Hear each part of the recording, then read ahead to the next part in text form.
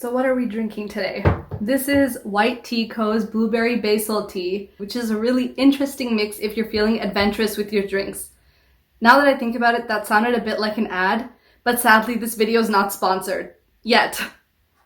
Hello and welcome back to my channel. My name's Souji. I recently did a poll on Instagram asking you guys what languages you guys are learning and what's holding you back from learning a language. And the top two languages you guys are learning are Spanish and Mandarin, which is interesting because I would argue those are the easiest and hardest languages respectively for English speakers to learn. And the number one biggest thing holding you guys back currently is that you don't have enough time to study a language. I do completely understand that though, because I have a full-time job and I'm trying to grow my blog and YouTube channel at the same time. In this video, I want to give you guys the number one tip that I use to incorporate language learning into my busy day. If you're new to this channel, you can find my first video where I speak in 6 languages up here, and you can learn a little bit more about my language learning journey there. Before we go any further, remember to like this video and subscribe for more videos on how to learn languages when you're busy. You can also head over to my blog, the link is in the description, and sign up for my email list so you can be notified of new blog posts and new videos whenever they launch. Okay, so let's get into it. So what does fluency really mean? I would say you're fluent if you can understand and speak about a wide variety of topics, such as the ones you learned in school, like hobbies and interests, ordering food from a restaurant, buying a ticket, etc., but also being able to talk about advanced topics like science, economics, and whatever you do professionally. But the term fluent is really subjective because no one can really tell what your official language is unless you take a test. For the most part, if you're able to talk comfortably with native speakers, they'll think that you're fluent. I also want to define the term comprehensible input before we go on because I am going to be referencing it a few times in the video. Comprehensible input is when you're consuming a language in a manner where you can sort of figure out what words here and there mean using context clues, gestures, or maybe even subtitles. Let me give you the most basic example of comprehensible input, pretending that you're an English speaker trying to learn German. Das Haus ist schmutzig. You probably know house, but you probably don't know schmutzig. So you look it up and you find out schmutzig means dirty. The house is dirty. So then the next sentence, Ich putze das schmutzige Haus. So you can sort of gather that you're doing something to the dirty house. You look up putzen, it means to clean. So I'm cleaning the dirty house. And so on and so forth. So when you're learning a language, you're doing this on a much grander scale where you sort of know the context so you can pick out words here and there. And this is how, like when you were learning foreign language in a school, the teacher would point at things all the time. Like she would point at a pencil and say the word for pencil in your target language. That's comprehensible input. Okay, so here is my number one tip to learn a foreign language when you're busy. Listen to as much comprehensible input as possible. I know this sounds a bit vague, so let me explain going back to when we were babies. Babies learn a language without having any reference to another language like we do. They can't just say, oh, Spiel means toy in English, and then connect the dots that way. They learn by just listening and listening to a language in a way where they have context for everything they listen to. Babies listen to a minimum of 25 to 30 hours a week of their language, which is about 1,200 hours a year minimum. Even 2 semesters of a foreign language would only amount to maybe 50 to 150 hours a year of listening. Now, comprehensible input can be anything from reading books to watching YouTube videos or listening to music, etc. But I'm only going to focus on listening in this video since that's the one that I think you can easily incorporate into a busy day. I would say to spend the first few months of studying a language just listening to it so you can get a feel for the language. I'll come back to the whole feel for a language thing in a little bit.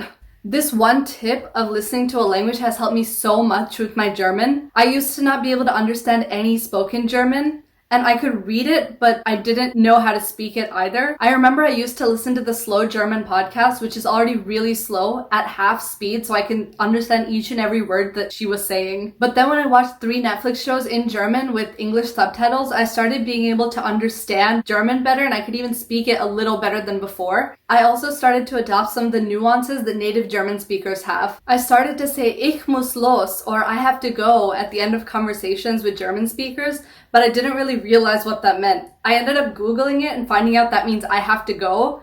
but I just learned it as something that German speakers say at the end of a conversation before they're about to leave somewhere. Now, I actually did study German outside of watching Netflix, so it's fair to say that I'm not a really good example of this tip working. So let me tell you about my sister and my roommate instead. My sister's never studied any German, but I spent basically the entire pandemic talking to her in little German sentences the way you would to a baby. I would just say small things to her like, Ich will Wasser. Kannst du mich verstehen? Or, was ist passiert? I was trying to test out if she could pick up German by just hearing me talk to her in it. And last month, I was just working at my desk after 8 months of talking to her in German, and she walked in and said, Was ist passiert? And I was like, what? This actually worked! She had been listening to me talk to her in German for 8 months, and now she was trying to reproduce her own speech. And for those of you who don't speak any German, there's a difference between mir and mich when referring to myself. So you would say, kannst du mir helfen? But you would say, kannst du mich verstehen? And my sister was able to differentiate between the two because I had said both things to her. So the point of all this is that she's been getting the bare minimum of comprehensible input, only 2 to 5 minutes a day, and she was able to pick up some of the language. So if you listen to your target language for just 30 minutes a day, like with Netflix or YouTube or music, I think you could pick up the language. Even if you don't do any studying outside of this immersion, you can pick up the language. I'll give you one more example. I always see people asking in online language forums, can I learn Japanese from listening to anime? And I would say yes, you can. But it requires watching a lot of anime. My college roommate was an American girl who learned a little bit of Spanish in high school, but she watched a lot of anime. She watched over 2,000 hours of anime during college. And now when she and I watch anime together, she'll sometimes point out when the subtitles on Netflix aren't correct. So I asked her, how do you know that if you haven't learned Japanese? But then I realized she has learned Japanese from watching 2,000 hours of anime with subtitles. She's nowhere near fluent, but I would say she's able to hold a 5 to 10 minute conversation in Japanese without ever having studied it. I'm still amazed to this day how watching something with subtitles can really help you pick up a language. I will say though, and here's a disclaimer, that this method is much slower than traditional language learning methods like studying with a textbook or taking classes. But when you're busy and you don't have time to sit down and actively study the language, this is a great alternative. Before we go any further, pause and comment below what language you're learning right now and how you're learning it. I'm not here to judge. I really want to help those of you who don't have time in your day learn a language. I know how fulfilling it can feel when you can speak your target language to native speakers and connect with so many more people than you ever could have before you learned the language. I'm also curious how you incorporate language learning into your day currently, even if it is just a bit of Duolingo. So I said we would come back to talking about the feel of the language. Here's my fun fact of the day for English speakers that will better explain what I mean by feel of a language. There's an unspoken rule about the order that adjectives come in a sentence in English. I won't go into the rule in detail, but it's the reason why saying the ugly little silver soup spoon makes sense, but the silver soup little ugly spoon doesn't make sense. But you just know that the first one is correct because you've listened to so much English in your life. So if you listen to your target language enough, you'll also start to understand when something feels right and when something doesn't quite feel right, even if you can't explain the grammar behind it. So this is my number one tip to learn a language, which means that I do have other tips and you'll learn about them in future videos. Everything I talked about today is on my blog. The links are in the description below. And if you want something to listen to in Spanish, German, or Hindi, the resources on my blog also have recommendations for Netflix shows, podcasts, etc. If you like this video, be sure to give it a thumbs up and hit that notification button.